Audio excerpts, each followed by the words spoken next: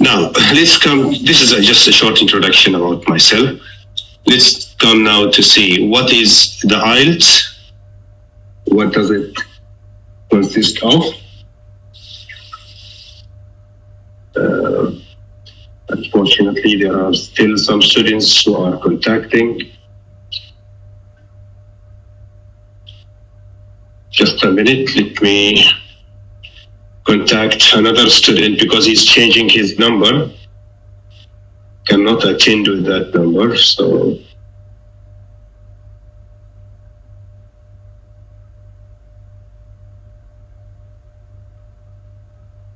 I hope you can succeed now to get in.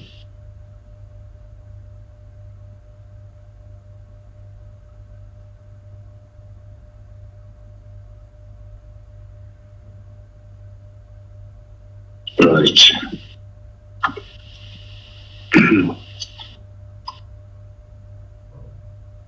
Okay, good. Okay, I think most of you do not have an idea about the IELTS and what does it consist of. The IELTS test is an international English exam, and it comes from Britain, especially Cambridge University. No, it's a British test, different from the TOEFL, which is an American test. Okay, most of people are doing the IELTS to continue their higher studies, for example, which is easier to prepare for than the TOEFL. The TOEFL is a bit misleading sometimes. So the IELTS consists of 4 skills, as you can see here. It has listening, reading, writing, and speaking. 4 skills. Okay. The time for the test is 3 hours. It takes 3 hours, and it is carried on Saturdays mornings. Saturdays mornings. So every Saturday there is an IELTS test in the institutes that are available in Oman, and I will tell you about these institutes later on and how to book. If you need to book for the IELTS, you have to book early, like 2 weeks early, because the seats will be booked very soon, especially during summer. So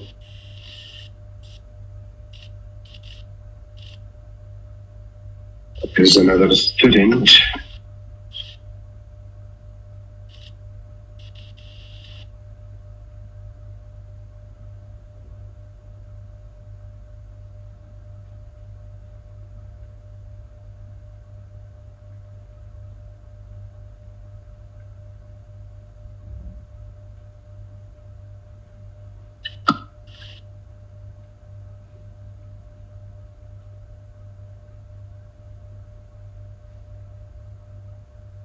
Okay, so the 3 hours will be divided for the 4 skills, which are the listening, that will take 40 minutes or 45 minutes, the reading, 60 minutes, the writing, 60 minutes, and the speaking, 15 minutes.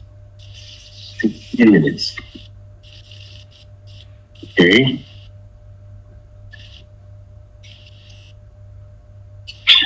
What do you think is the most difficult part in the IELTS? What are the most difficult parts in the IELTS? Those who have an experience on it. The reading, very good. The reading is the hardest part, the reading. Then the listening. Then the listening. Okay? The writing and speaking are easy because if you learn how to write, how to organize your information, that would be fine. So I will teach you how to do that. I will prepare you for the difficult part. Okay? The course will start from easy to difficult.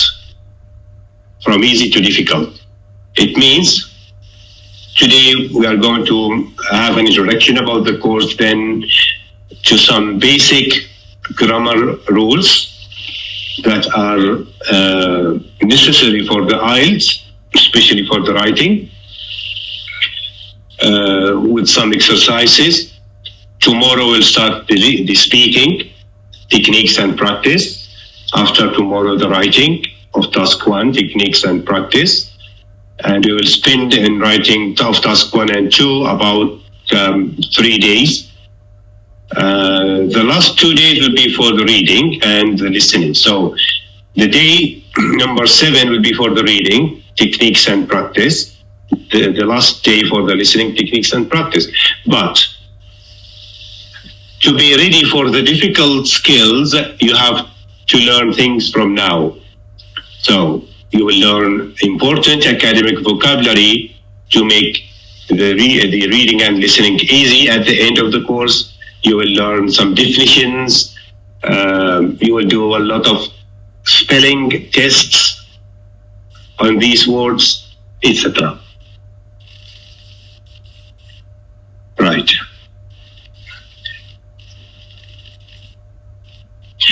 The listening takes 40 minutes, and there are 4 sections.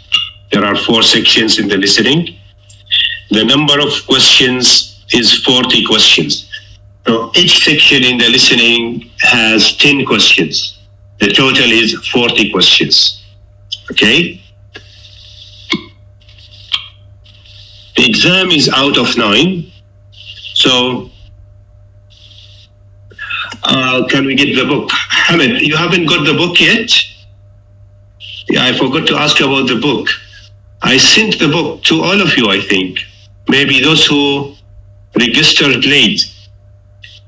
Hamid, okay. We'll send you the book. Send me a WhatsApp message, Hamid. Send me a WhatsApp. Those who do not have a book, please send me a WhatsApp message now. So I will send you a PDF of the book. After the class, you print it out for tomorrow. Okay?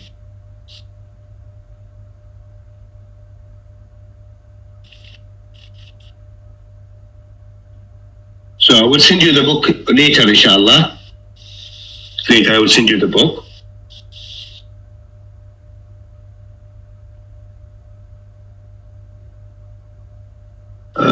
Is it you, Hamoud? You wrote your name Hamid here. Is it the same person or different?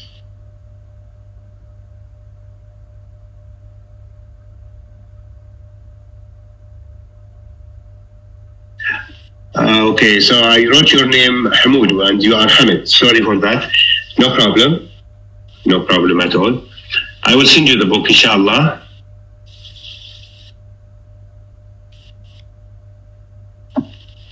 Okay. Now you can just follow me on the screen.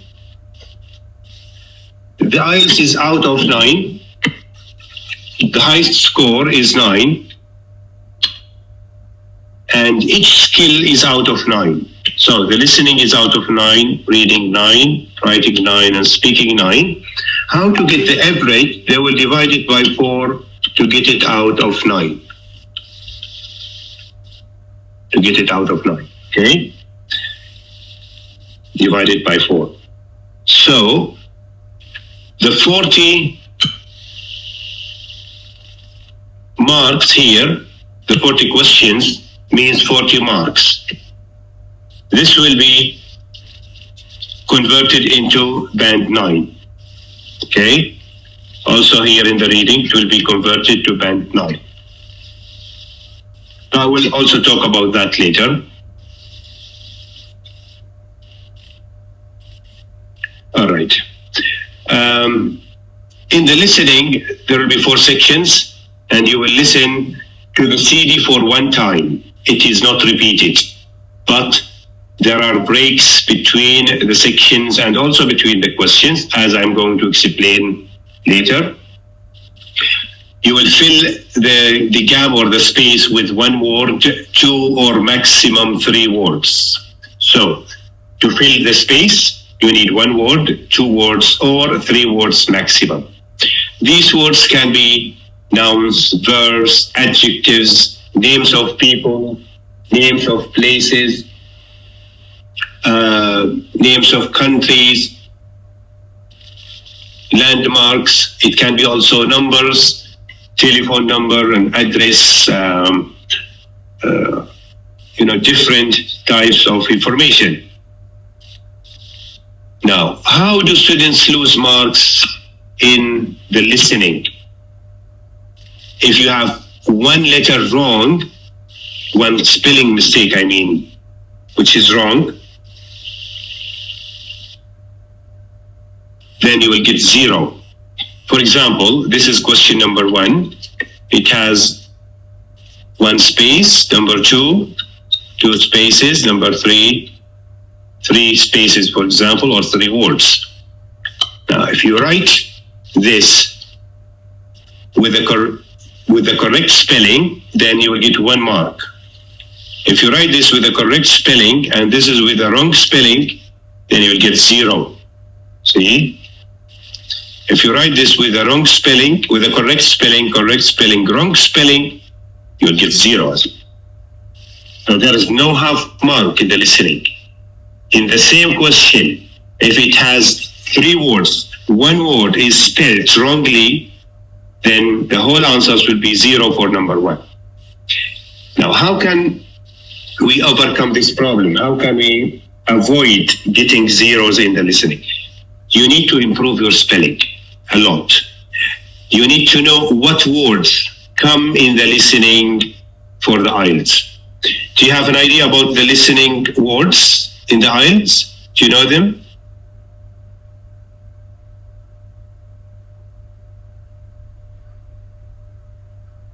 You don't know them? Okay, would you like me to give you all the listening words for the IELTS so you can study them and score high marks? Great. I will give you all the listening words that come in the exam, and I will give you a study plan in how to study them, a study plan. Okay? When we come to do the IELTS listening practice test at the end of the course, you will see that you will score a high mark in the listening. Right. Now, let's go to see the listening words then in your book. Go to page 65, I think, in your book. At the end of the book, 65.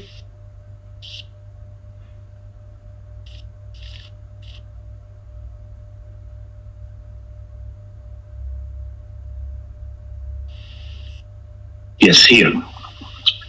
Page page 60, not 65.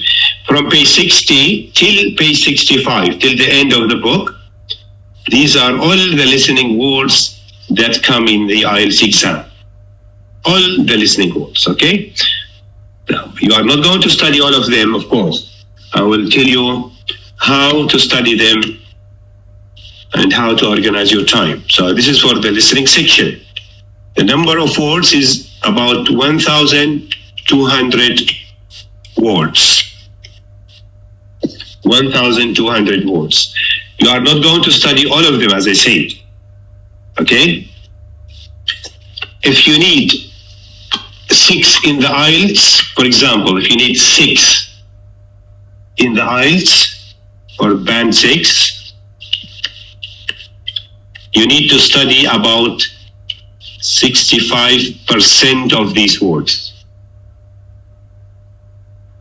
If you need band 5, you need to study about 55% of these words. So it's around 700 or 800 words out of 1,200. Okay, So nobody can study all of them, but you study a percentage. If you need 7, you need to study about 75%. If you need band 7, you need to study about 75% of these words. If you need band 9, you need to study 95.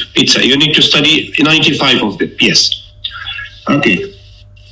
There are words about days of the week, as you can see. Well, here you have to study all of them. Monday,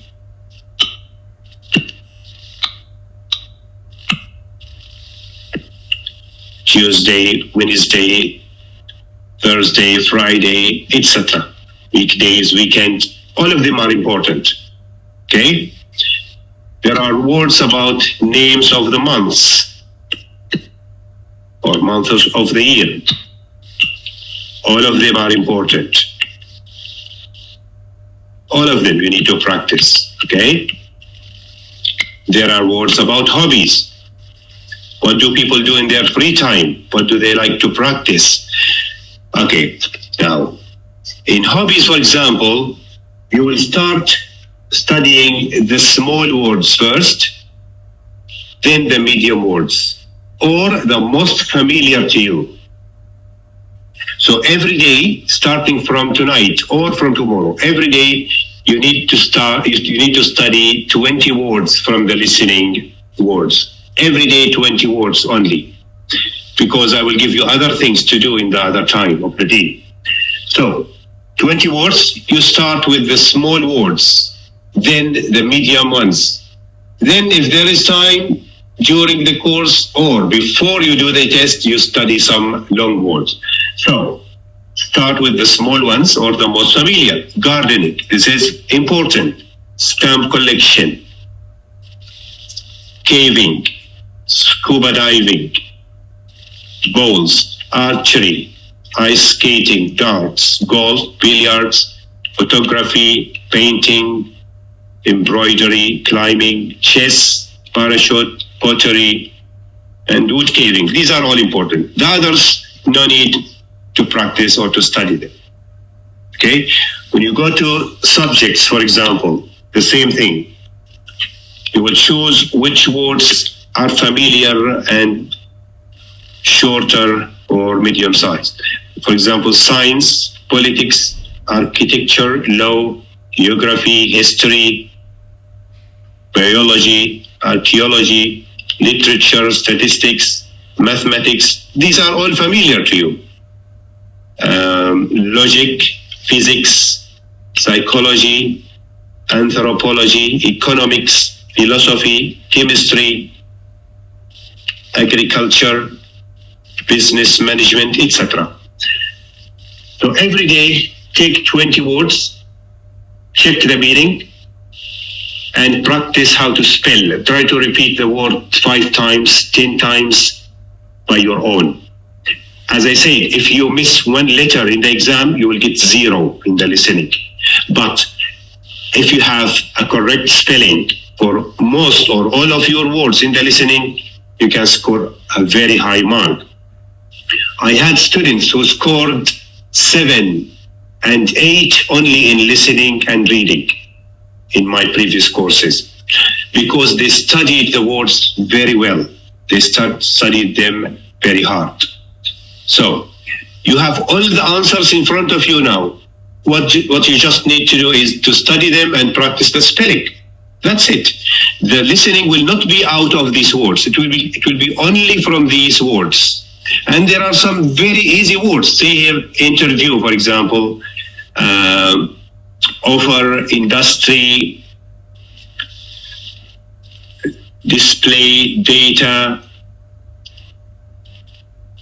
course, online, group discussion, college, room, dining room, student support.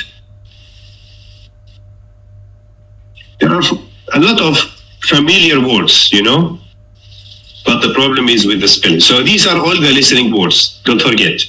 Every day, study 20 words with practice.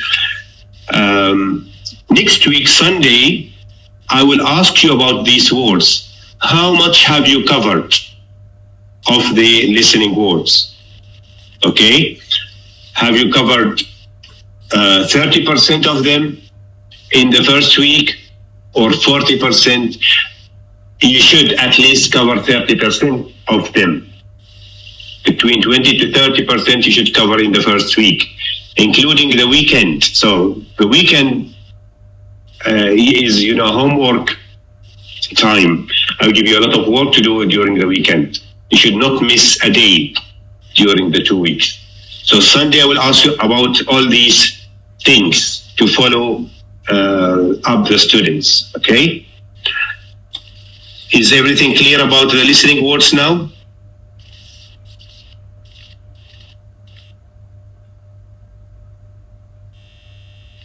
Good. Would you like also to have the important words for the other skills, reading, writing, and speaking, that come in the exam? Great, great, great. So I'll give you also the other skills words later.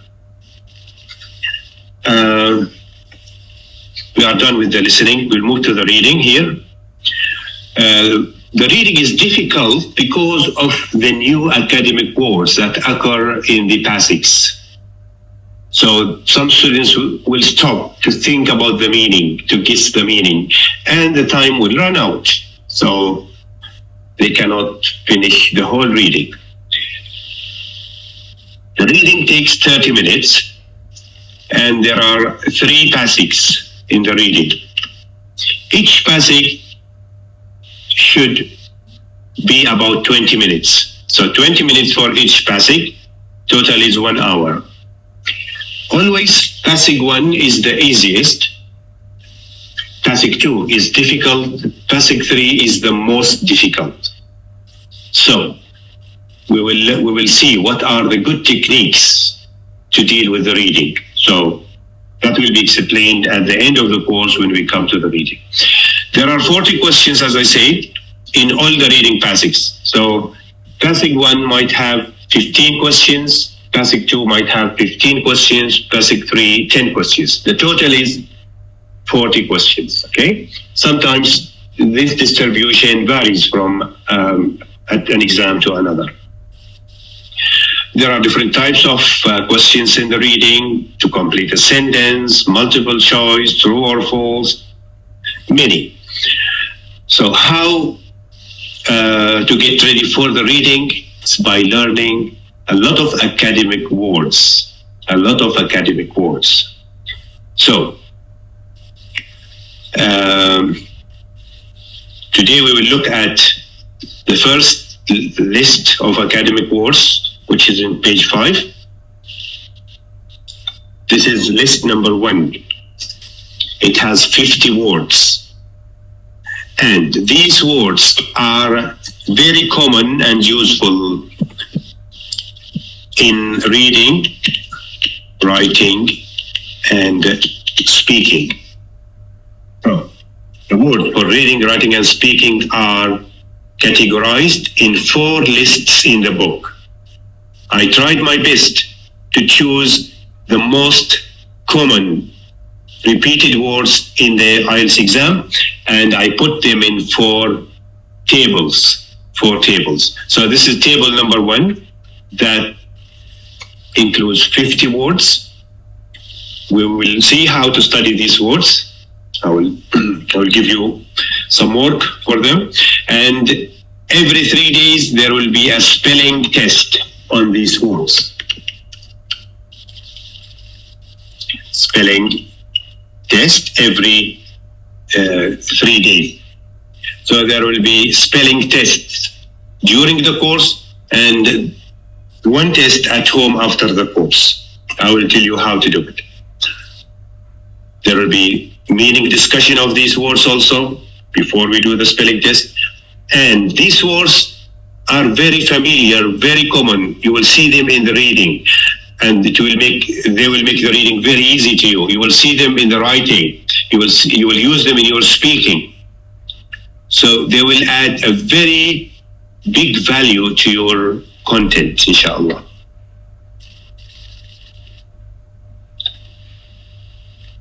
So imagine that we will study 150 words before we start the reading in the last day, in the day before the last day. That will give you a strong knowledge about the academic words and a strong readiness to understand what you read in the passage. So you will score high marks in the practice test as well. Then there is a writing test which will take also 60 minutes. And there are 2 questions in the writing. There is task 1 and task 2. In task 1, there is a drawing, a graph or a chart or a table. We will look at different types of task 1. They will give you 20 minutes to write about 150 words. So, task number 1 is a drawing. You need to write a report about it in 20 minutes. That includes about 150 words. Okay? So we'll see how to organize your report, what to write in the introduction, in the overview sentence, in the body, and in the conclusion. How to count the number of words, how, to edit your writing, etc. Task 2 is a free writing, and it takes 40 minutes, and you need to write about 250 words. So we will also see how to organize it, how to control the number of words, right?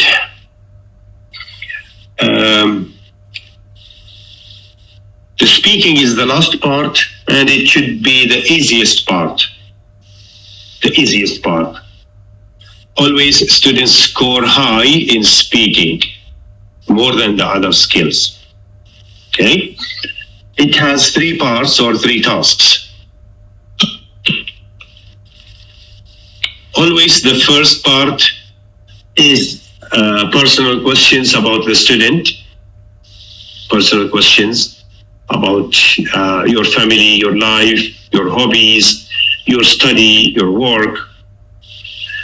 Parts 2 and 3 are highly related, and usually they are about topics from our culture, the Omani culture, or from our surroundings, daily life, topics and issues. Going to the cultural topics, they might ask you about the Omani traditional food, Omani traditional dress, Omani traditional songs, Omani traditional games, traveling, internet, globalization, describe a place, describe a friend. We come through different topics when we talk about speaking with the right techniques. So here you need a good background information about the topic. You cannot ask about any meaning if you don't understand the question. You cannot ask about any word. So you can only ask the teacher to rephrase the question in speaking, to say it in another way, but not to explain any word in the question. It's not allowed. And you cannot use any dictionary or your mobile, for example. It's not allowed. Means the more academic words you learn, the better you will perform in the exam. Okay? So that's it about the skills. Any questions about it?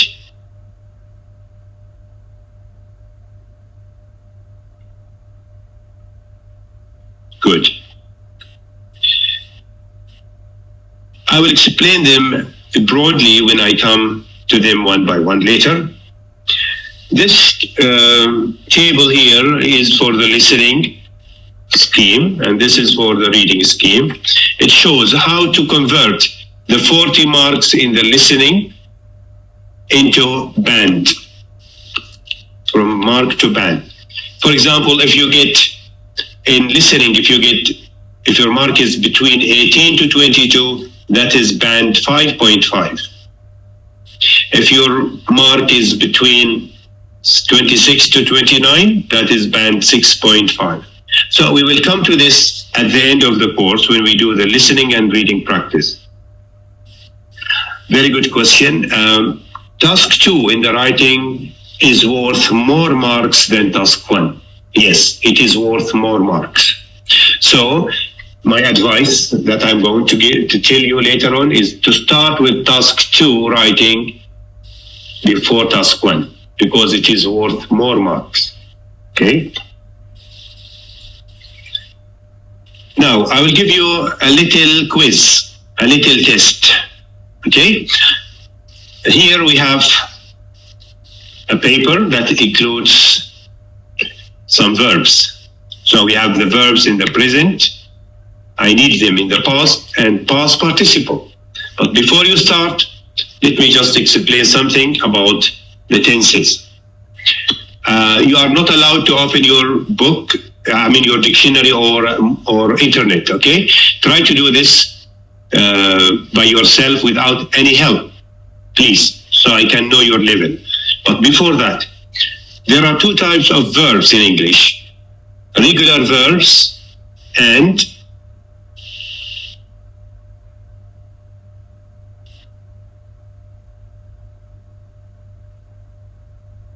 irregular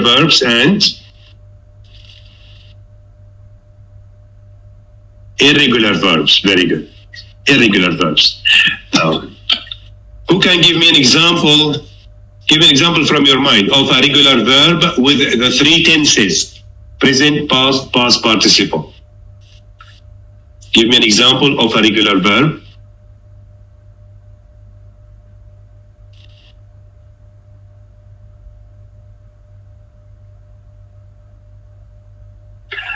Okay, just a minute. A regular verb is a verb in which we add D or ED to the past and past participle. For example, cook, cooked, cooked. This is an example of a regular verb. Cook, cooked, cooked. Play, played, played. Very good. What else? A regular verb in Arabic means فعل منتظم. فعل منتظم means it has D or ED in the past and past participle. Start, started, started. Very good. Work. Yeah, please write the 3 tenses, Muhammad. Work, worked, worked, for example. Somebody wrote here also. Yeah. So if you want to give an example, write the 3 tenses. Stay, stayed, stayed. Very good, Athir. Help, helped, helped. Very good, Arwa. Clean, cleaned, cleaned. Very good, Ali. Okay, so these are examples of regular verbs, right? Now, the irregular verbs are called al-af'al al-ghayr muntazima, means there is a change in the past and past participle. For example, eat, ate, eaten. Very good, Mawadda. Eat, ate, eaten. Write, wrote, written. Buy, bought, bought. Great. See, saw, seen. So there is a difference. There is 1 change or 2 changes in the irregular verbs. Okay? Now, to be very good in English, you need to learn a lot of regular verbs and a lot of irregular verbs that are commonly used with the 3 tenses: infinitive, or we call it the simple past, simple present, past, and past participle. Okay? Now let me explain this. Past participle in Arabic means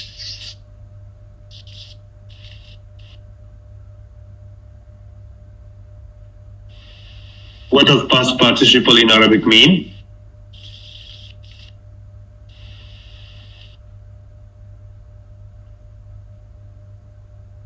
التثريف الثالث, okay?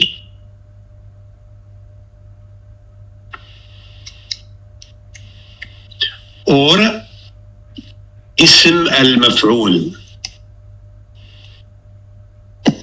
اسم المفعول به.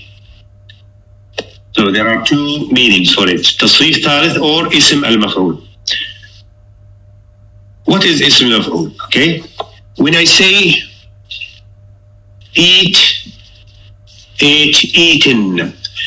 Eaten is the past participle. The food is eaten. Maybe my brother ate it or somebody else. I don't know. When I came to the kitchen, I found the food eaten. What is the food is eaten in Arabic? How do you translate it? الطعام مأكول. Very good. Now, الطعام أكل or مأكول. Okay? If you say مأكول, مكسور, مشروب, for example, are these or do they indicate the noun as a subject or as an object here? تدل على اسم فاعل أو اسم مفعول. The door is broken, مكسور. Is it a subject or an object? اسم مفعول. That's why another meaning is اسم المفعول or تصريف ثالث. Because you will need it to build the passive sentence. In English, there are two sentences, active sentence and passive sentence. Active means جملة مبني للمعلوم. Passive means مبني للمجهول. We will come to that also when we start the writing and explain it. I will teach you how to make these sentences and how to use the past participle. Okay? How to use the past participle in the passive sentences. In brief, مبني للمعلوم means there is a subject. معلومة الفاعل. Ali broke the door. So the subject is Ali here. الفاعل, right? Subject is Ali. So we know that معلومة الفاعل. مبني للمجهول means مجهولة الفاعل. The door was broken or the door is broken. الباب مكسور. You don't know who broke it maybe. Or maybe you know but you don't want to say it. So here it's called a passive sentence. جملة مبني للمجهول مجهولة الفاعل. There is no subject. Or the subject is not important to mention. So they will say the door is broken. Now broken here is a past participle. So you need the past participle tense to write or to form a passive sentence. Very good question, Fatma. How to use the passive? In the IELTS, the passive will be needed when we come to the writing of a process in task 1. We will learn how to write a process. That is also a question in the exam sometimes. They might give you the process of milk production, how to produce milk in the factory. So what are the steps? In the first step, the cows are milked or the cows are grazed or taken to the farm to eat grass. Then in the next step, the cows are milked by the milking machines twice a day, for example. Then the milk is saved, the milk is sent, etc. So, milked, taken, sent, these are all past participle in the passive sentences. Now, if you use a lot of passive sentences in your writing, you will get more marks than if you use active sentences, because the active sentences are easy. That's why I will teach you how to use the difficult sentences, which are the passive, but in the right way. So this is a preparation for that. This test of the verbs is a preparation for the writing. Okay? Now, here are mixed verbs, regular and irregular. Okay? Mixed. I will give you 5 minutes to finish this. You need to write the past and the past participle without opening your dictionary, please. After you finish, take a photo and send it to me by WhatsApp. 5 minutes, okay? Start now. Those who don't have books, write it in a sheet of paper, please. If you don't know a verb, leave it. go to the next one.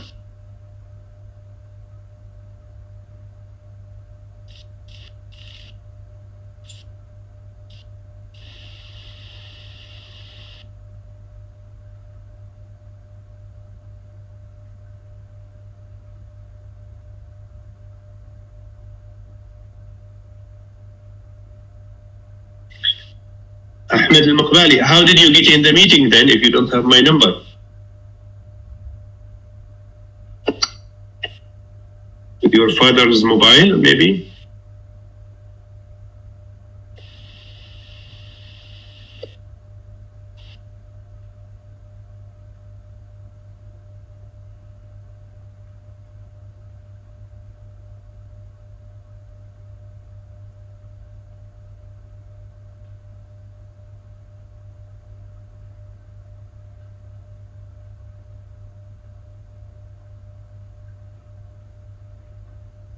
That's my number, Ahmed.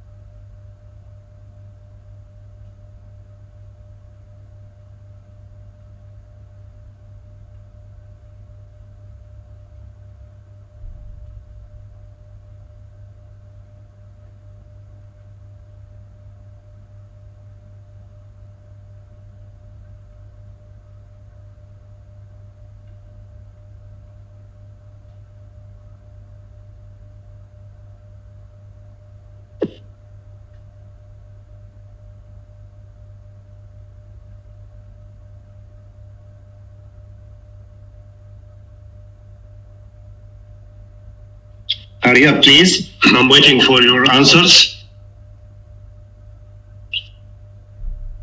2 minutes are left. 2 minutes.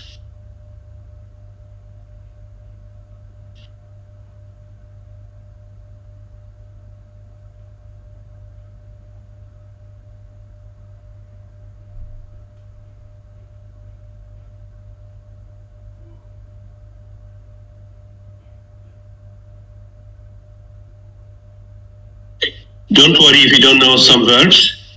because there'll be some work also to improve your verbs competence. So don't worry.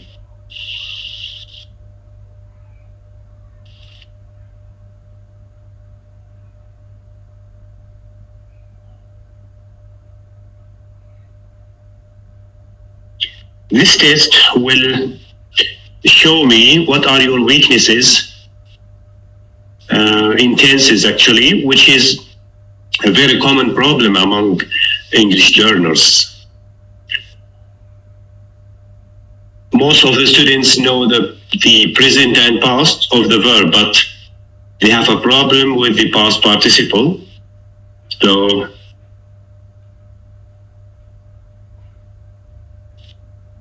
it will clarify such problems to me, inshallah, then guide you how to overcome the problem and get better.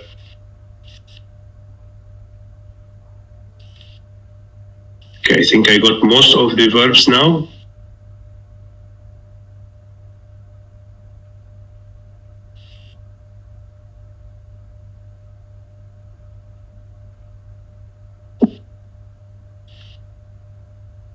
One minute, please. 1 minute.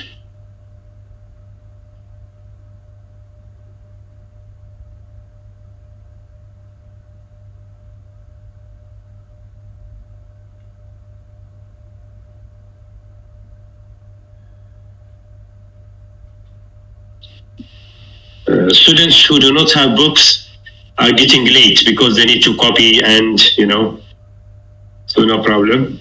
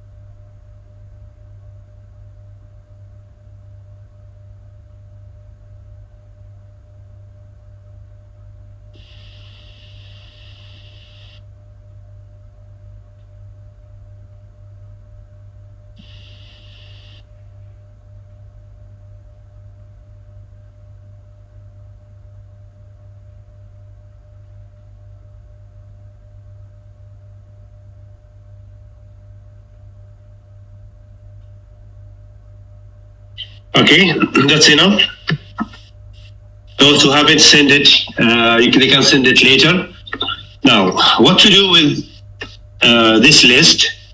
This will be the first homework that you are going to do. The first homework.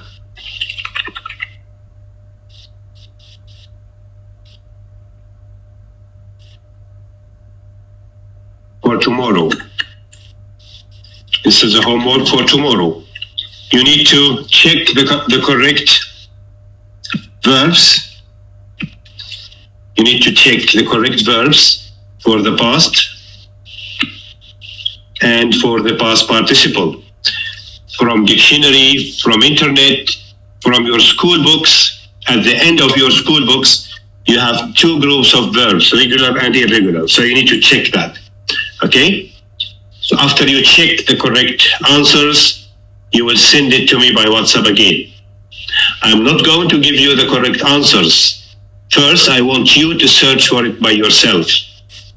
So, you have to submit this by tomorrow before class. You have to submit it by tomorrow before class by WhatsApp. Okay? Yes. So, check it again. Now I'm not going to tell you whether your answers were correct or not.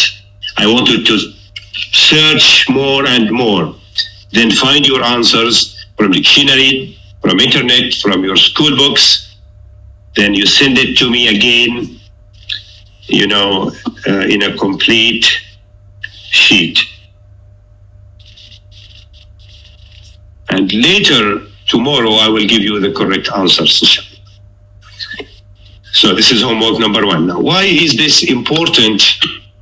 Because you also need, when you speak, for example, in the speaking, if they ask you about yourself, your family, your routine, you will use the present simple. Every day I go to work at 8 o'clock. At 10 o'clock, I get together with my friends to have some snacks, for example. So I will be using the present simple. When they ask you about something in the past, you will use the past simple. So it's very important to use the correct past simple, past tense. And when you form passive sentences or a present perfect sentence, you will use the past participle. I'm sure you are familiar with the present perfect and past perfect, right? So, the purpose of this exercise is for the speaking and also for the writing in the IELTS, okay? Tomorrow you will submit it, inshallah. There is something also very important for those who learn English or for those who learn any language in the world. You need to know the components of the language, the parts of speech in the language. Parts of speech means, what does the language consist of? Any language in the world has verbs, nouns, pronouns, adjectives, adverbs, etc. So these are called parts of speech. Parts of speech in English. Okay? Verbs. These parts are verbs, nouns, adjectives, adverbs, pronouns, prepositions, and conjunctions.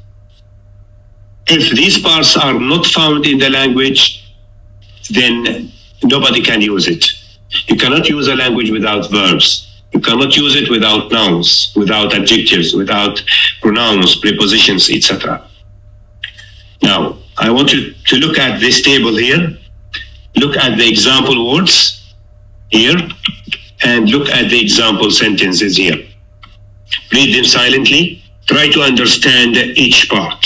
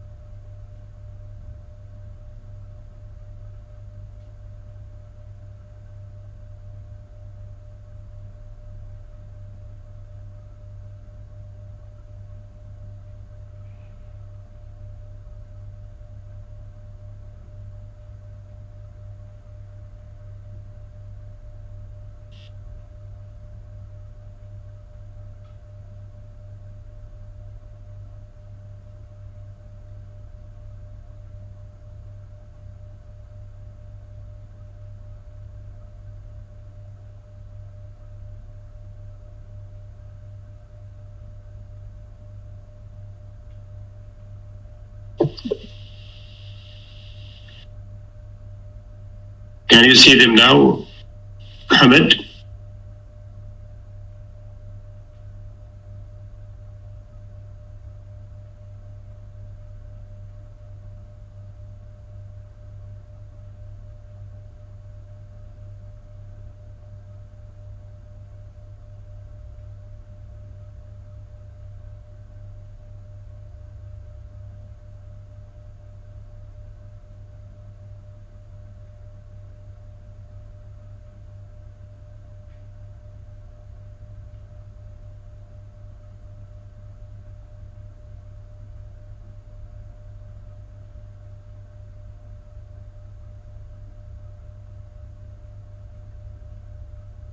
Some words can be nouns and verbs with the same spelling, like work and work.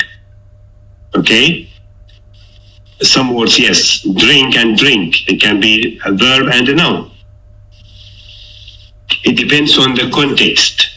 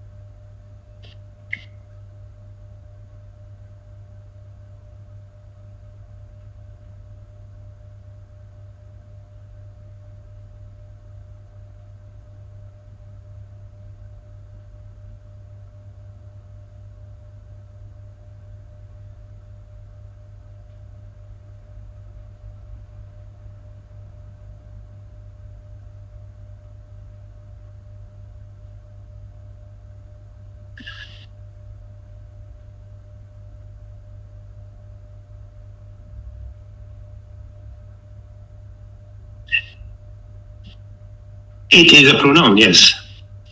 It is a pronoun, yes, Hamid.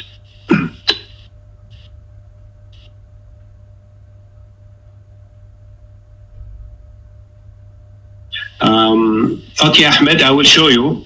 If I say, for example, Ali helps Muhammad. Listen to me, everyone. Some students are asking, how can the word be a verb and a noun? In this sentence, Ali helps Muhammad. Helps here, is it a verb or a noun?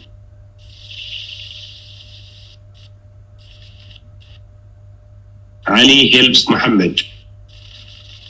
In this sentence, help is a verb. Okay. In another sentence, I need help. I need help. Help is a noun. So it depends on the context اللي هو سياق الكلام. يعتمد على سياق الكلام. Okay.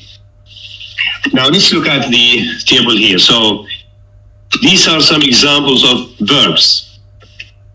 They can be in the present, in the past, past participle. They can be regular, irregular, whatever.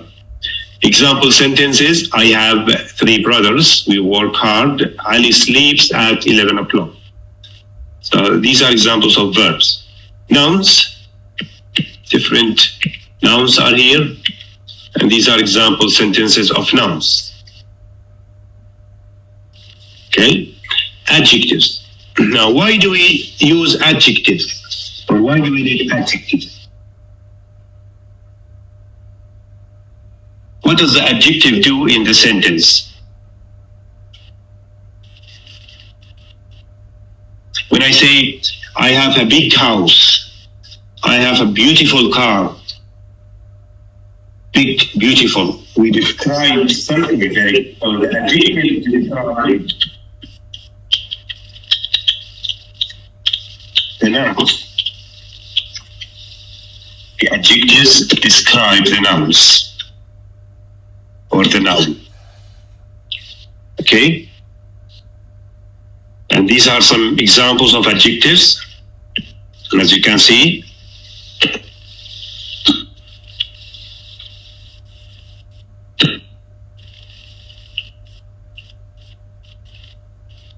my car is big and strong. So that is a description of my car. Ahmed is fat and short. We are very happy. I have a strong friend. I have an honest brother, for example. So the adjective describes the noun. Something called adverbs in English. In Arabic, we call it ظرف or الحال. الظرف or الحال. Quickly, slowly, loudly, badly, nicely, strongly, beautifully, etc. Now, in this sentence, my friend eats quickly. My friend eats quickly. Now, quickly here, does it describe my friend or the verb eat? Look at the sentence. The adverb quickly describes the verb. Very good. It describes the verb. So the adverb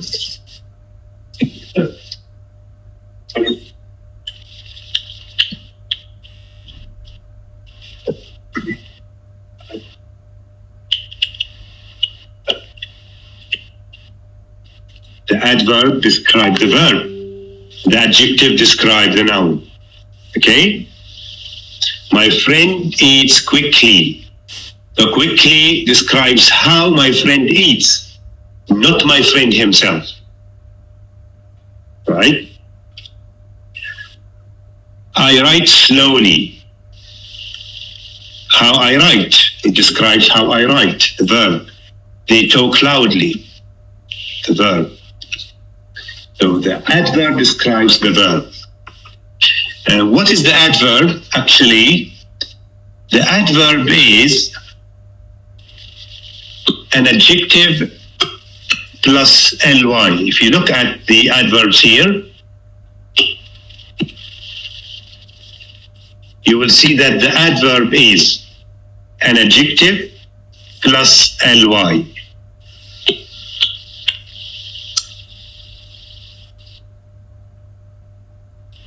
An adjective plus ly. Quick, quickly. Slow, slowly. Strong, strongly. Beautiful, beautifully.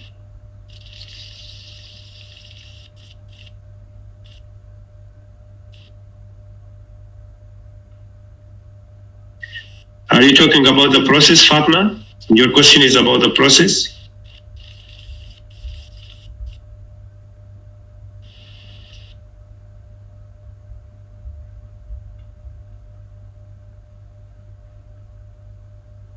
I did not understand your question. Can you clarify it?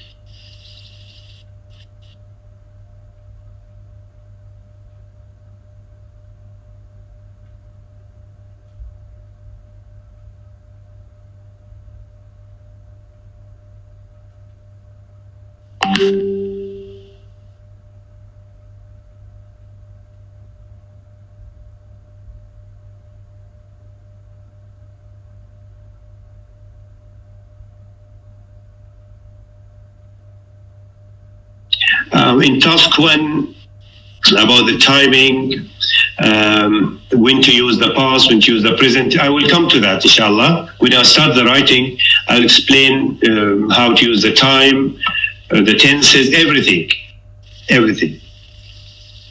Also, how to use the adjectives and the adverbs in the writing, okay? So, now you understand the meaning of adverbs, right? The adverb describes the verb. Now, I want you to give me examples of sentences with adverbs from your own. About yourself. Sentences about yourself that include adverbs.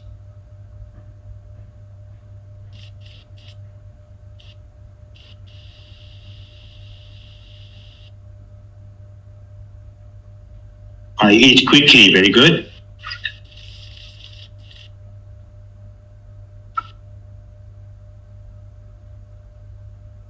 Can work hardly. I draw slowly. You have to be careful when you draw, yes.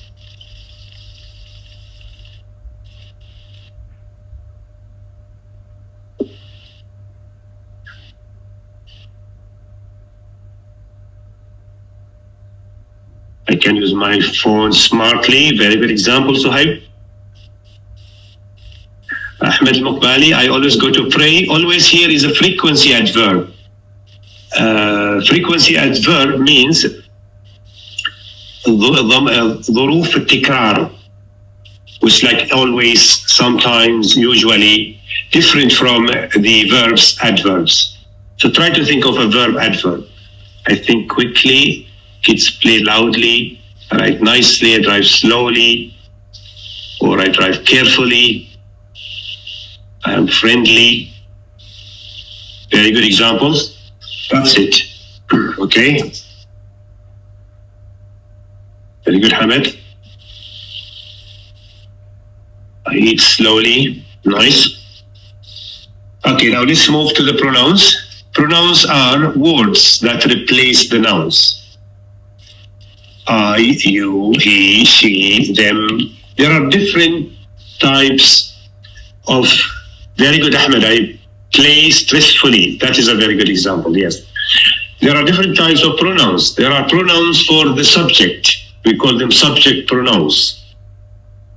The pronouns that come before the verb. Okay? He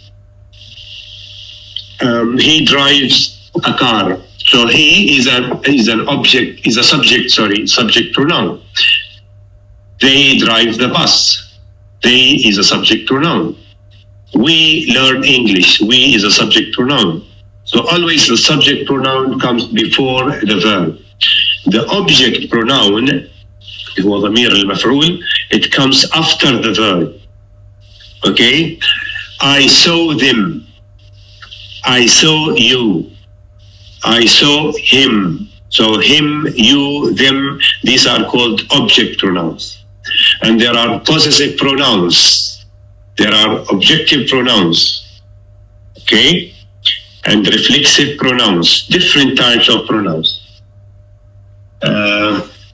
We have prepositions as well. The prepositions will tell us where things are located. Where are they? To, at, after, in, on, behind, between, from. They will tell you the right location of something, where things are located. Okay? We went to school on Monday. I am from Niswa. The cat is under the table, for example. Right? These are called prepositions. Prepositions. When is not a preposition, Haneen. When is called a conjunction. Subordinating conjunction. We will come to that later, inshallah.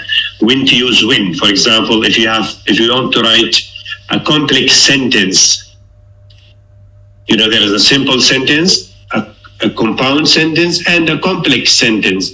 A complex sentence starts with a conjunction. For example, when I go home, comma, I will sleep.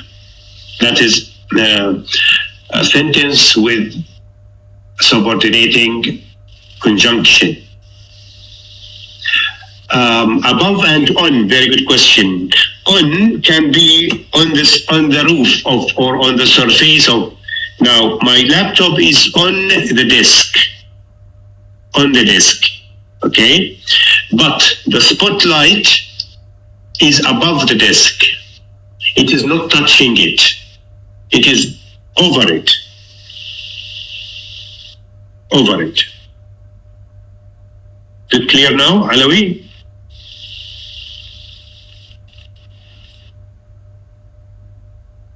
We will come, inshallah, to whom and whose and all these. Especially when we reach the reading, we will see how to use whom and whose and who, where and when, to get the answers very easy from the reading. We will study a lot of things. Don't worry, just we will take it step by step, okay? Just work hard with me and you will learn many things, inshallah. The last thing is the conjunctions, which is also very important. If there are no conjunctions in a language, then you cannot organize your sentences, your ideas very well. Examples: and, but, or, because, so, when, if, where, and many things. Before, after, these are all conjunctions. Fahad and Nasser are brothers. I like cats, but I don't like dogs. I want food because I am hungry. These are called conjunctions. Okay, so you need to learn and to memorize all these 7 parts of speech in English. The language consists of verbs, nouns, adjectives, adverbs, pronouns, prepositions, and conjunctions with examples. Okay, so study this very well. After tomorrow, I will ask you about it without opening your books, okay? If you understand this page very well, the language will be a piece of cake in front of you. It will be very easy. See, to be very good in learning English, you have to be very good in Arabic. You have to understand how to compare and contrast between Arabic and English, especially in the grammar. So you need to know what is a subject, what is an object, what is a verb, what is a tense, what is a past simple, what is a present perfect. If you understand all that, the language will be very easy, okay? So this is an important page, very important. After tomorrow, I will ask you about it, okay?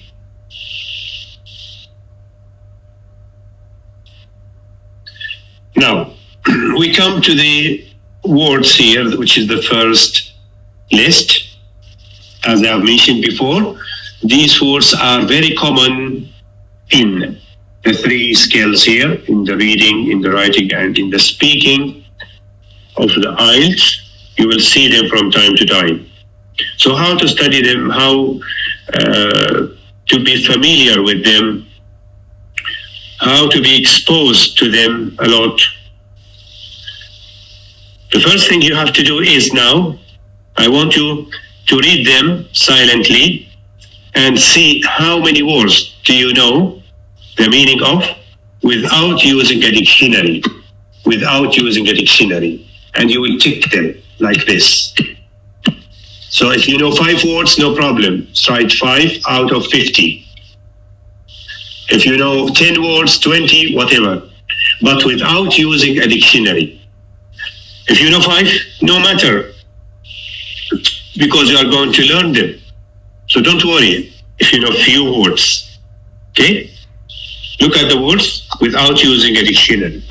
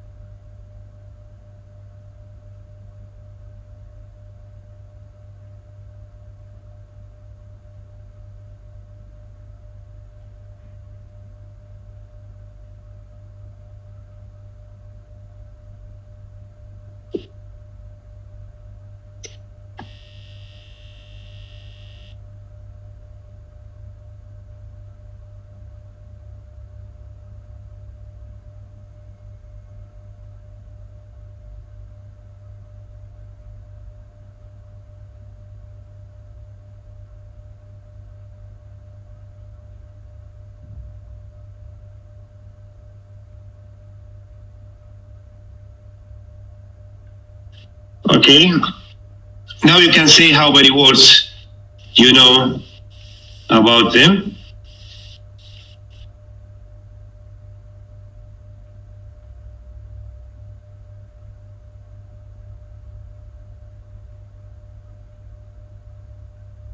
17, very good. 7, no problem. 6, 35, 13, 10. Great. Very good.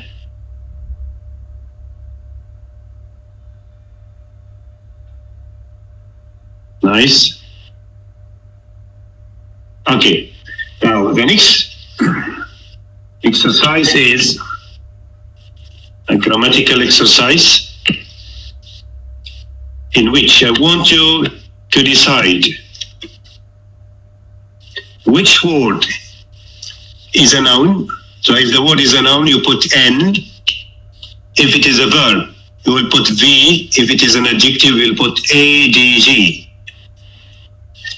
These might not be right answers here. I'm just giving you examples. I want you to see which words are nouns, which words are verbs, which words are adjectives without using a dictionary. Just write it in your book or in your paper.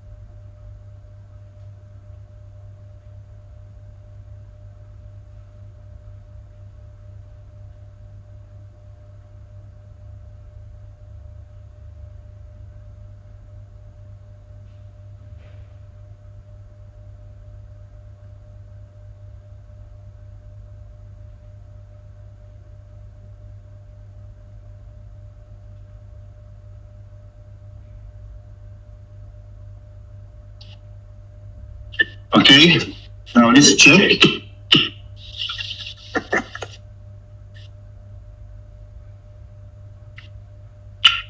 I'll give you words, then you say whether they are nouns, verbs, or adjectives. Activation,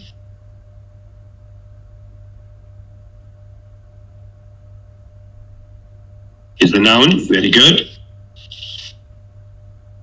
Appreciation, noun. Behavioral,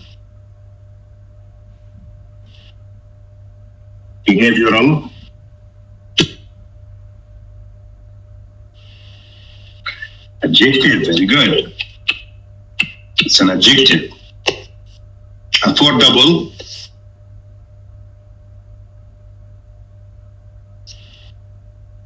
adjective again.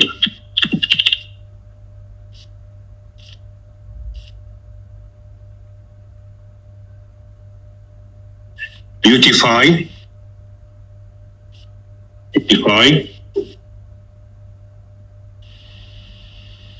very good, it's a verb. Nice. Criminology,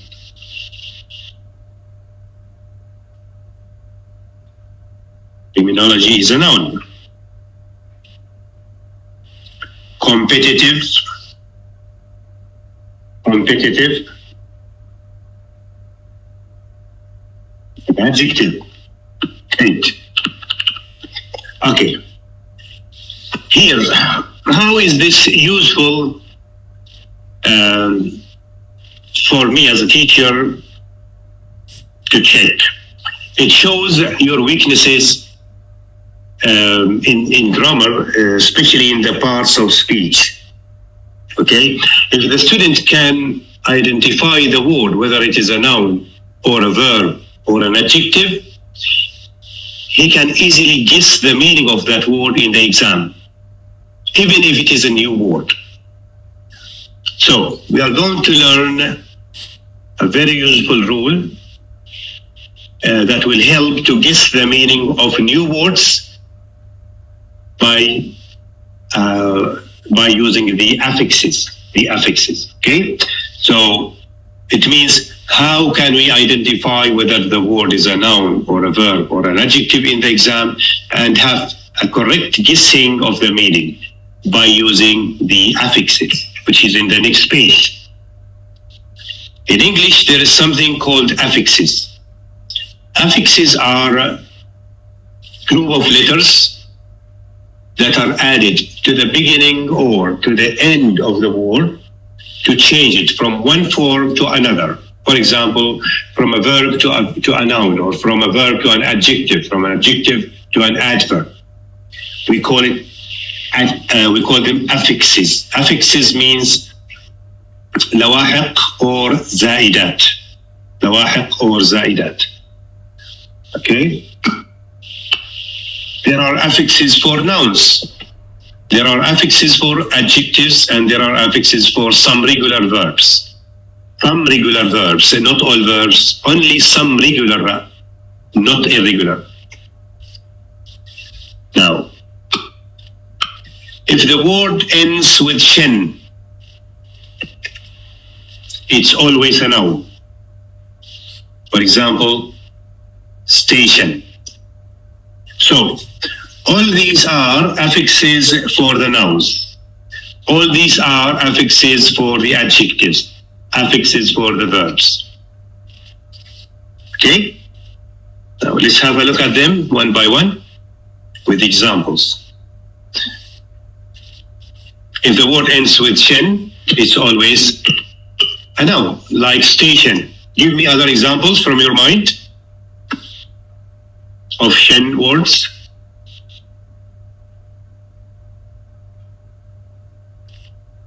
Formation, situation, very good. Civilization, location, communication, great. Motion. If the word ends with gen,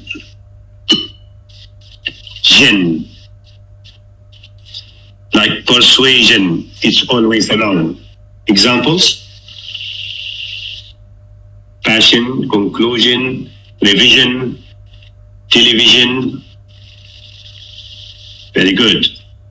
If the word ends with mint, it's always a noun, like government.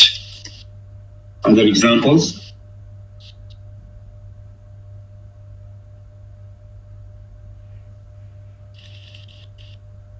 Government, enjoyment, achievement, development, environment.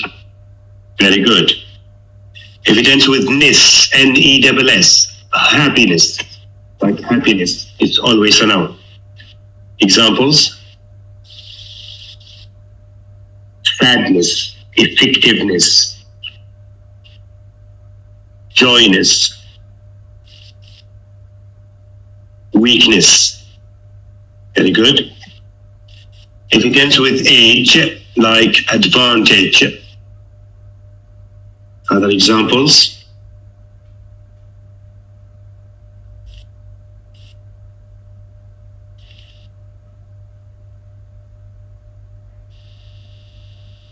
Disadvantage, courage, heritage. If it ends with hood, childhood.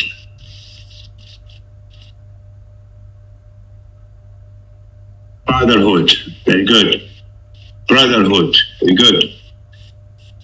Neighborhood, manhood, adulthood, great. If it ends with ship, like worship,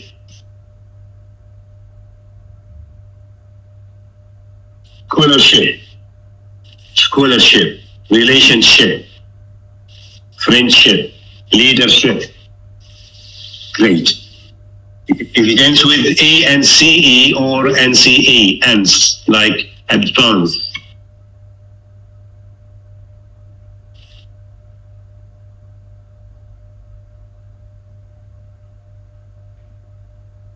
Attendance, disturbance, acceptance, ignorance, force, very good. If it ends with LITY, lity, ability, responsibility,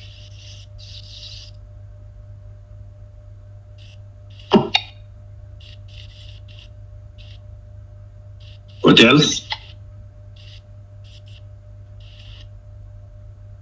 Piety, reality, personality. Okay, if it ends with chur, T-U-R-E, like adventure, future, creature, nature, picture, mixture, very good. If it ends with jar, this is chur and this is jar, like closure. The opposite is disclosure. Assure,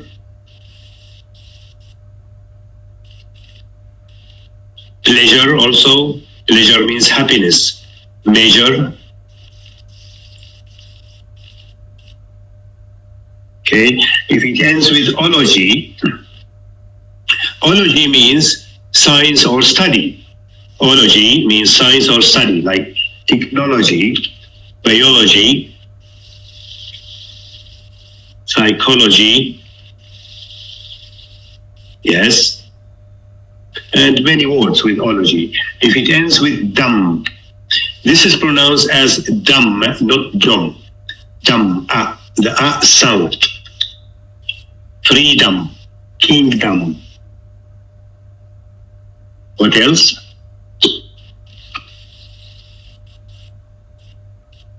Wisdom, very good.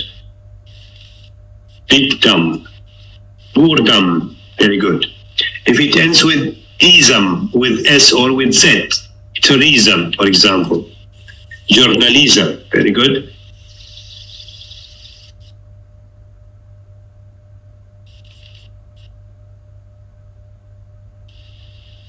Behaviorism, terrorism, sadism, good. If it ends with CY or SY, like fancy, fantasy. Okay.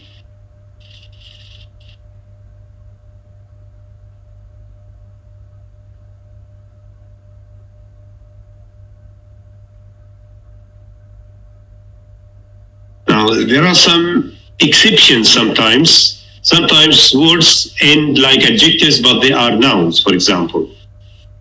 Okay, like glossy, clumsy, these are adjectives, Shamsa. It's an exception. Privacy is a noun, yes. Privacy is a noun. So these are most of the common affixes for the nouns. You need to memorize them. You need to know them, okay? And you will see how they will help you to pass the exam and to score high marks. I will explain it also deeply later on when I give you, or when I assign a homework for that. Now, affixes for the adjectives.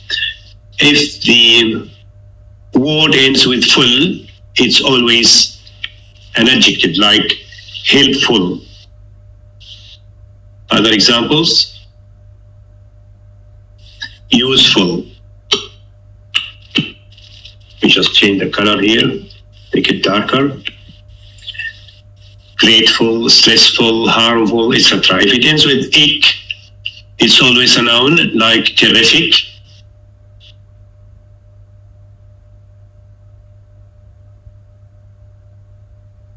Fantastic.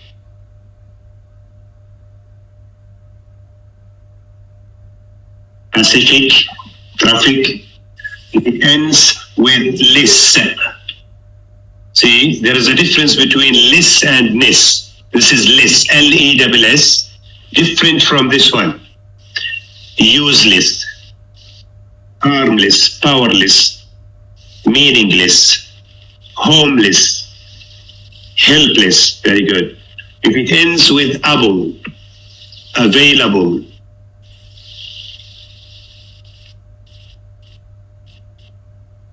reliable, disposable.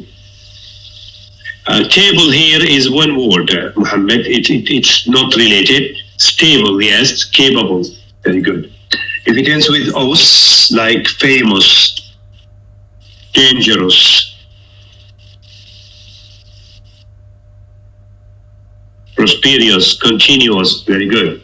If it ends with tiv, like attractive, active, effective, competitive. Very good. If it ends with AL, like cultural, educational, natural, industrial, historical. If it ends with H, like developed. So the ED can form the verb and can form the adjective also, the ED or the D. Oman is a developed country. Here it's an adjective. Oman is Oman is a developed country. Developed here is an adjective because it came before the noun with ED. A civilized country. Okay.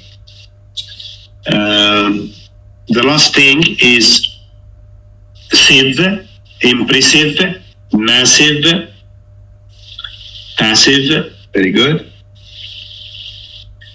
Elusive, exclusive, etc. We will stop now to pray Al-Maghrib for 15 minutes. Is it enough to give you 15 minutes to pray? For 10 minutes you want? I think 15 minutes is good. So at 7:15 we will be back. 7:15 I will continue. Then 7:30 we will stop, inshallah. Okay? Don't quit the meeting. Stay on. Don't quit. ما تخرجوا من الميتنج. Okay? Stay on. Just keep your things and go to pray.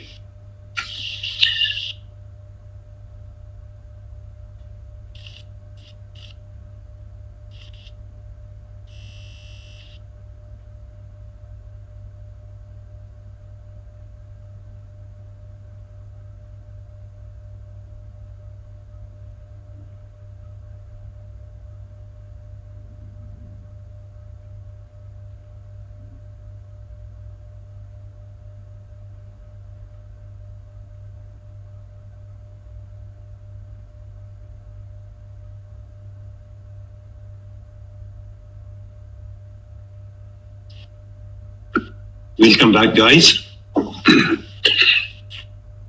تقبل الله منا ومنكم إن شاء الله. Okay, let's continue.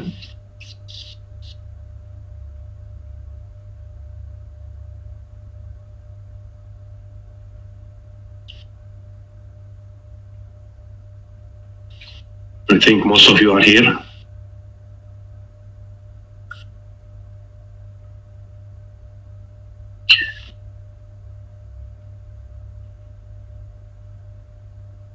Few students are not here. They are maybe still praying, so let's just wait for them. I want to end the lecture with this lesson and make sure that everyone understands it very well, because it is very basic for the IELTS. Somebody was asking me, how is this useful? how are the affixes useful in the IELTS? I will tell you about that.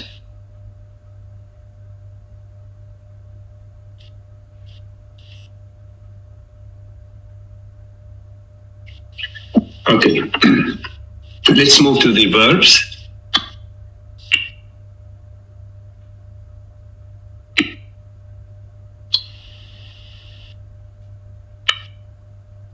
If the word ends with the, before I move to the verbs, let me just mention something about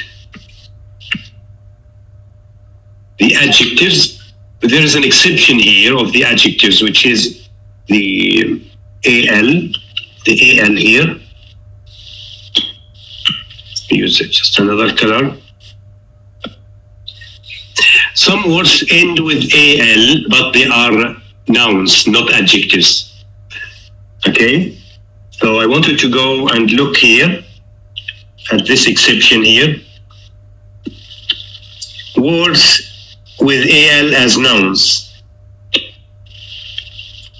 Arrival, survival, renewal, criminal, proposal, festival.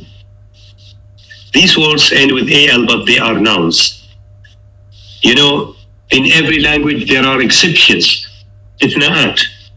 So you need to memorize some of these exceptions. The arrival of the passengers, the survival of people, the renewal of the book, for example, or the passports, the criminal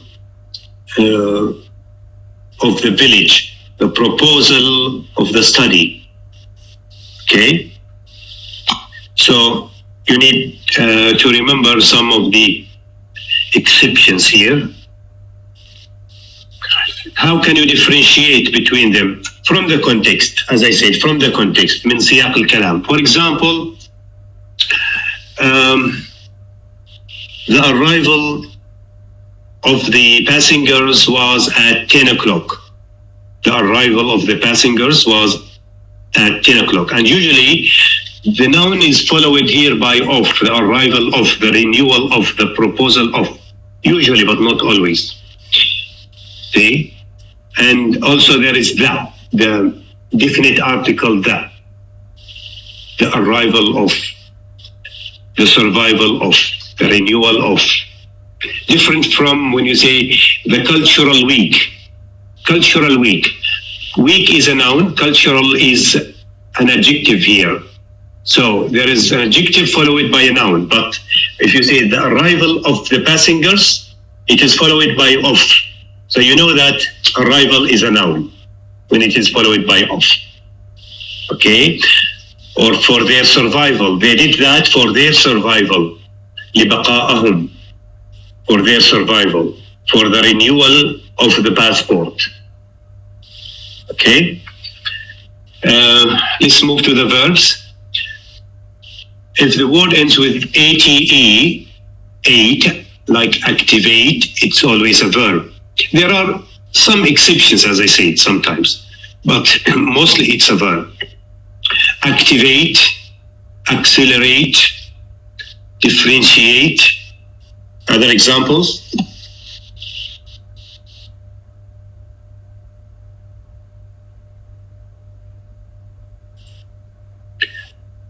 Motivate, very good.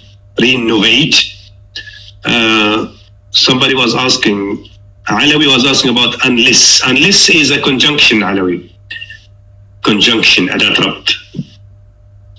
Okay, stimulate, very good. Celebrate.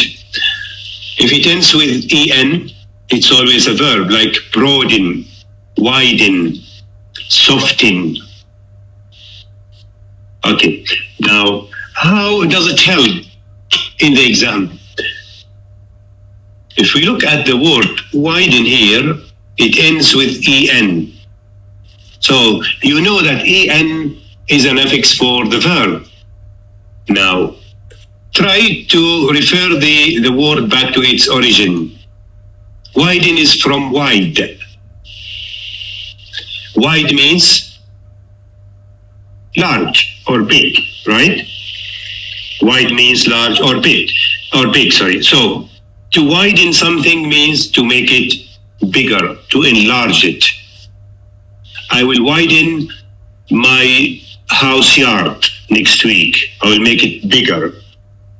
I will widen my knowledge by reading a lot. So the en forms the verb, and you can guess the meaning by looking at the original word. Widen from wide, so it means to make something big or wide, or to widen it. Soften, for example, if you look at the word soften, soften is from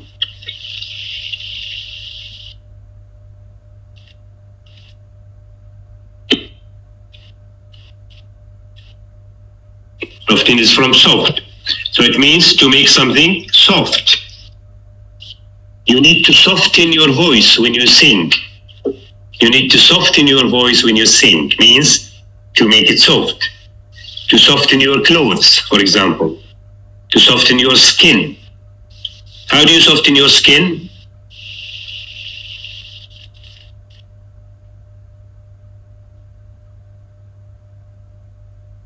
By putting some softening materials, right?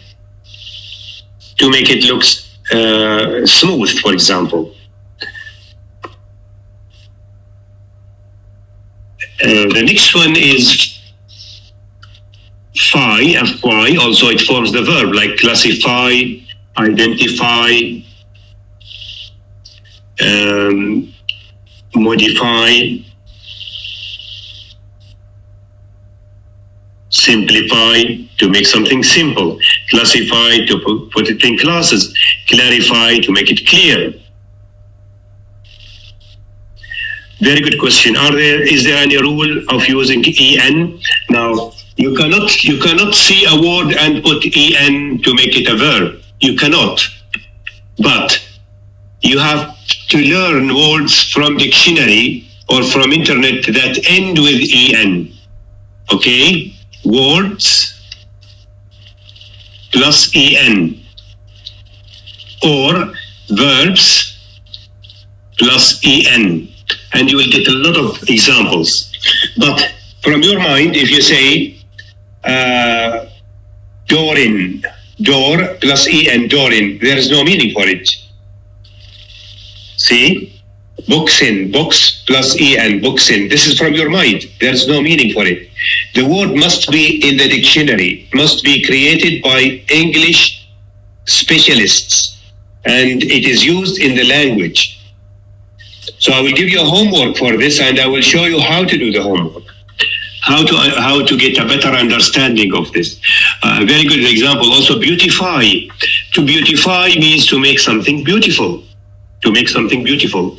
And this can be a question in the iELTS speaking. How do you beautify your house or your room, let's say? How do you beautify your room from time to time? Who can answer this question? How do you beautify your room? Like the verb here, it means how to make it beautiful. Clean it.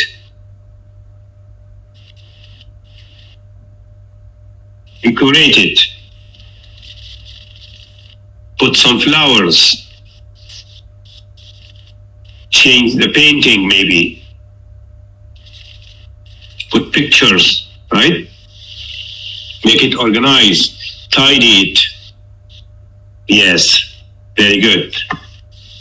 It might be a question also, how to beautify yourself for a celebration. For Eid, for example, how do you beautify yourself? Means, how do you look beautiful? What do you put? Wearing a new dress, washing, wearing perfume, for example, using makeup. See? Different things. Yeah, different things. I will teach you also how to use these words, how these words can be topics, some of these words can be topics in the exam. And then we need to broaden these topics, to broaden them. Like here, unemployment can be a topic in speaking or in writing, in which they will ask you about the causes and the effects of unemployment, for example. So we will come to that tomorrow, inshallah. The affix I's with S or with Z, like organize, summarize, optimize, maximize. Okay? So when they end with ISE, IZE, these are also verbs. These are verbs. Now, how can this be helpful for the IELTS? In the reading, for example, you will see new words that end, let's say, with H. So that word, for example, celebrate, and this is the first time that you see celebrate. So celebrate is from celebration, which is a big event. So it means to have a celebration, okay? Create is from creation, innovate from innovation. Widen is from wide, soften is from soft, to make it soft. Beautify is a verb because it ends with fy, so it means to make something beautiful. So it's not an adjective or a noun, it's a verb. Okay? Categorize is to put things in categories, in groups. So this is how it helps you to guess the meaning. Do you understand?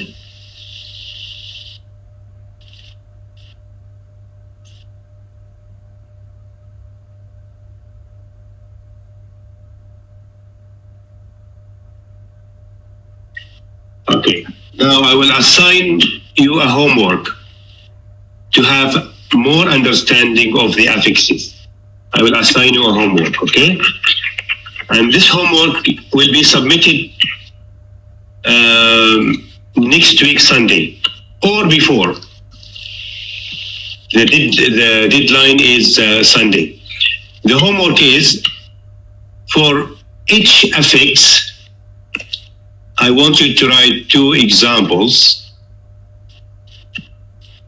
from magazine, from newspaper, from dictionary, for all of them, okay?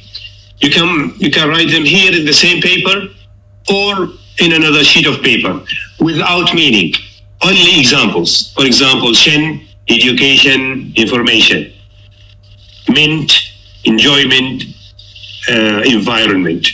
Without meaning, only examples. From dictionary, from magazine, from newspaper, from internet, no problem. This is the homework for the affixes, and to be submitted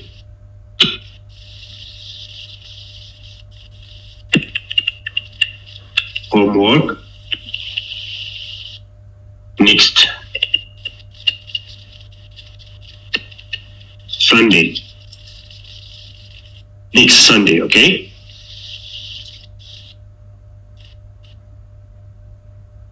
No, only words, I said, only words. You write only examples like information, education, enjoyment, environment. No sentences, only words. Only words from dictionary, from magazines, from anywhere. And send it to me by Sunday next week or before. Even during the weekend, you can send it to me if you finish it. But you have to do it this week because this will prepare you for the reading and the listening and the writing as well, for all the skills. Whatever homework I give you is a preparation for a next class, a next lesson, okay? So it will make you understand what is coming next.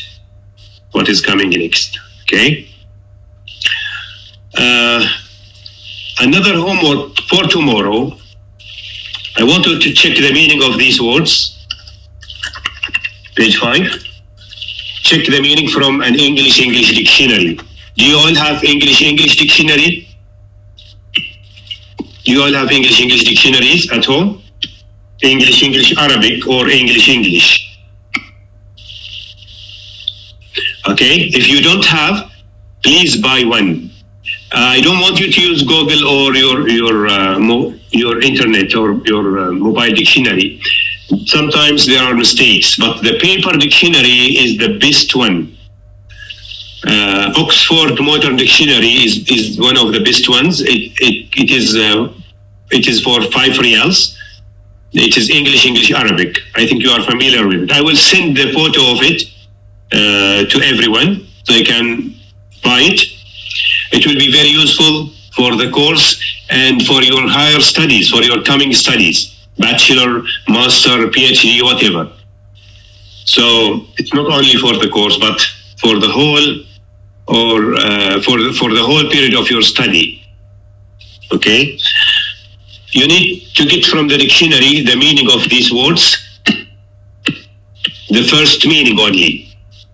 In English, you can write it in a notebook, no problem, and memorize the meaning. Memorize it, okay? Tomorrow I will ask you about the meaning of these words with books closed. So you should close your books when you give me the answers. What's the meaning of achievement? What's the meaning of unemployment? I don't want you to memorize the exact meaning, but give me something related to the meaning. A synonym, for example. Unemployment is being not working. That's enough. Or without a job. Okay? Try to say the meaning in your own way. This is what is needed in the exam. They will not ask you about the meanings, but the meanings will be very useful to understand the reading because they use synonyms in the reading. So this exercise will help you to increase your synonyms. You can specify a notebook for that.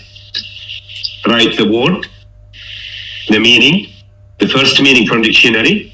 Memorize it. Memorize the meaning in English, okay? No, the meaning will be in English, not in Arabic. Nothing will be in Arabic. It will be in English. Okay? So see how many words you can do for tomorrow. 20, 30 words, 40 or 50, up to you. No problem. Okay? We will discuss the meaning tomorrow. Another thing is, on Wednesday this week, Wednesday, there will be a spelling test on these words. Wednesday this week, spelling test. So you need to practice how to spell these words, how to spell them. In the spelling test, I will choose maybe 30 words out of 50. You will close your books, get a sheet of paper. I will repeat the word 3 times. You will write the spelling only 1 time without the meaning.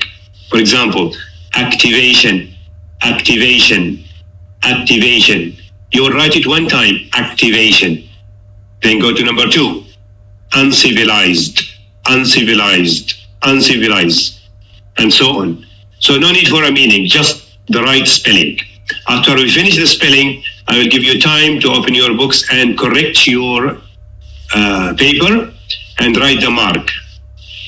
How many marks you will get out of 30?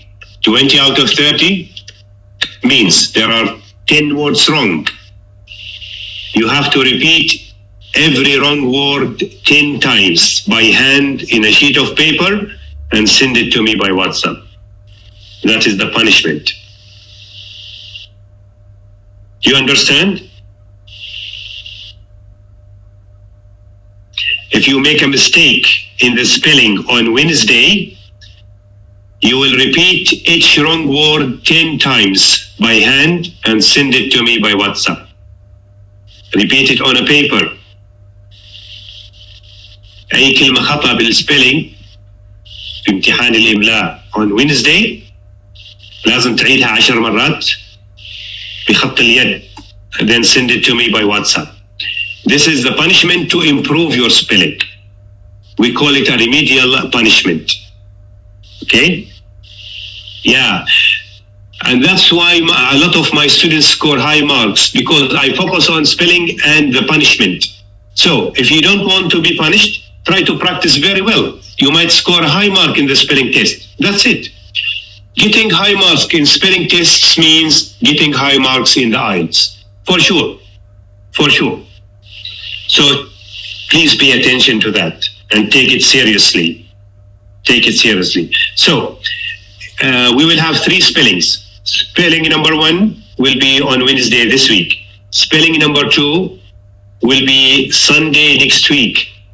So your weekend is not to play or to go to fan zone or, on a picnic. It's to study hard. Spelling number 4 will be next week, Tuesday. The mistake in spelling 1 will be repeated 10 times. The mistake in spelling 2 will be repeated 20 times. The mistake in spelling 3 will be repeated 30 times. Clear as water or clear as mud? I think it's clear as water. Yes, the punishment increases every time. There will be a spelling number 4 after the course. You will do it at home. I will send you a voice message to do it at home. And you will repeat the mistake 40 times. So I will follow you even if you are at home. Okay? Great.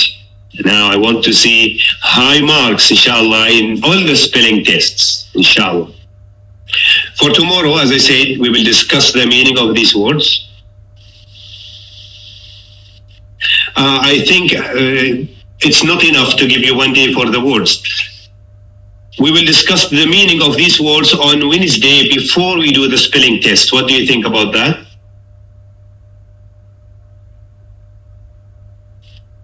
The meaning. Okay, so again, please, the meaning of these words will be discussed on Wednesday, not tomorrow. So I will give you more time. I forgot. That was in the plan, but I forgot. I got confused. Yes, the meaning and the spelling will be on Wednesday, not tomorrow. Okay, but from tonight you can start studying the words.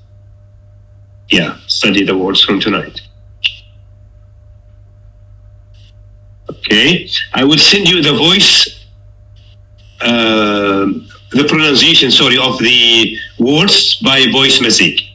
I have the pronunciation of all the 4 lists. I will send it to you by WhatsApp, inshallah, tonight.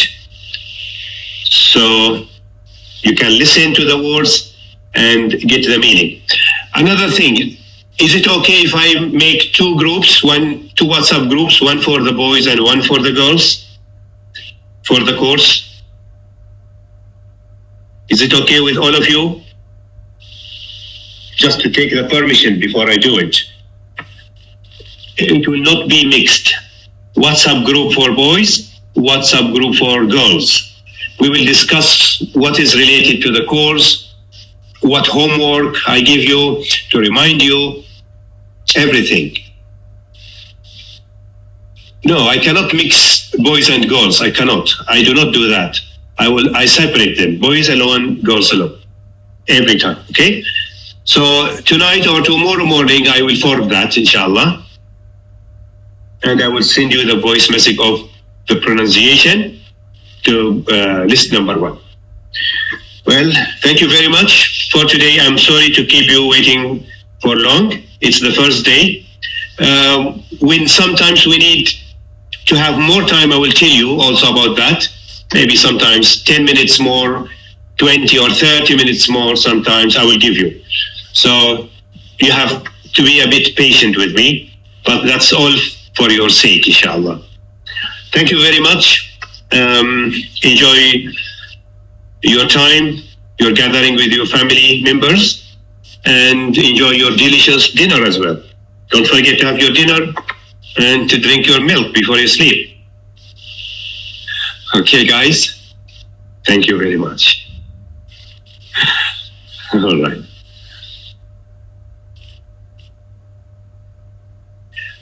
The session will be recorded. I will send it to you tonight or tomorrow, inshallah.